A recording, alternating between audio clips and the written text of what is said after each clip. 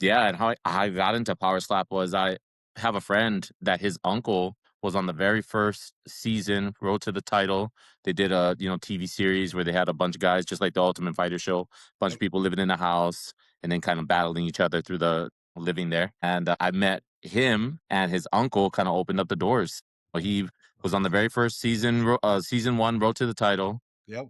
and shortly after he competed on the very first Power Slap live event. And my friend hits me up and he's like, "Hey, can you do me a big favor? I'm gonna be out there. My uncle, just got the call for his next live event. I'm gonna be in the background holding up the Mexican flag." He's like, "You mind snapping a picture of me, my uncle, and the flag all in one?" And I said, "Yeah, of course." And lo and behold, I take that picture and I'm sitting there and I'm thinking, man, this guy is on a platform. This is something different. And being from Hawaii, it's kind of like our go-to is the UFC, right? MMA Mm. and martial arts in general. But if you ever wanted to be in the sport or be closer to the sport, I mean, that's how you would do it, right? Just trying to get into the doors that are closer, right next to it. So he was already in there. I put in my application.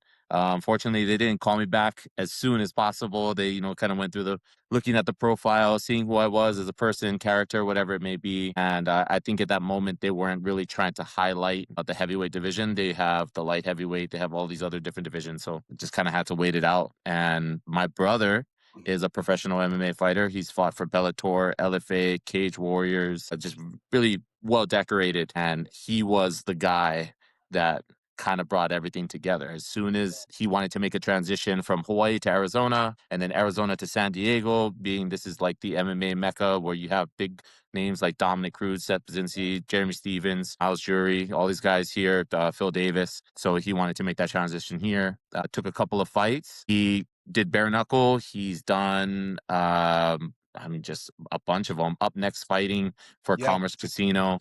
His unfortunately his last match that he had in the MMA world was against a jiu-jitsu practitioner, and the guy kind of choked him out in the first 20 something seconds. Yep. And me and him had that real like deep talk of how we should try to make this thing go one dimensional, stay either to boxing, don't have to really, dabble in the MMA world and take all these elbows and knees and just do boxing or just do something that's just solely focused on one thing, one discipline. Mhm. No, sorry. Like, so that actually brings up an interesting question. Like, so what's the general pedigree to get into a sport like this? Like, do most people come in through boxing, through MMA, and already have some credentials in whether it's a different fighting style, or is it just something that kind of comes to be something you're passionate about? You want to really just show your strength, show your might in competition, or like, what did you do prior to get into it? So I've just been in like the MMA world. I have never did any kind of professional fighting. I wanted to do amateurs way back in the day. I just never was really disciplined for it, right? To learn Yeah. all the crafts all in one.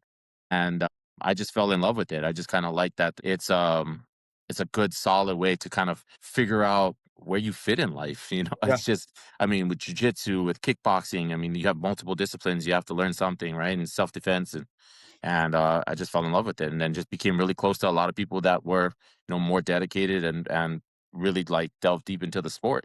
I think it's like a Hawaiian boy's dream to always be in the UFC. Yeah. So my brother, he was like that real gung ho guy that just kind of went out there and said, "Hey, you know what? I'm taking life by the horns and just kind of go for it," and got into did his amateurs, got into his first pro fight, and then kind of jumped in. But with the sport now at this time, it's evolved. Yeah. So you have a lot of people that were just kind of like backyard style.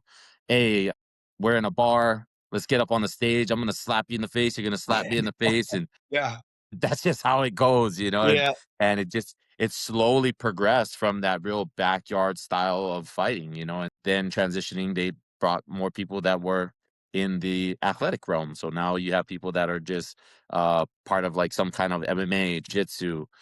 It's slowly shifted into now we have a lot of NXT wrestlers. Yeah. So Okay. people that are from the entertainment side of it, right? Uh-huh. People that have already kind of been on the stage, have a background in that, and now trying to make their name in a sport. And it's fairly new. It's only been around since 2021, I would say. So Yep. it's still in the growing stages. So as we progress and as we move along, we're introducing different people from different parts of the world and different backgrounds to just try to come into the sport and see who's the best at slapping each other in the face.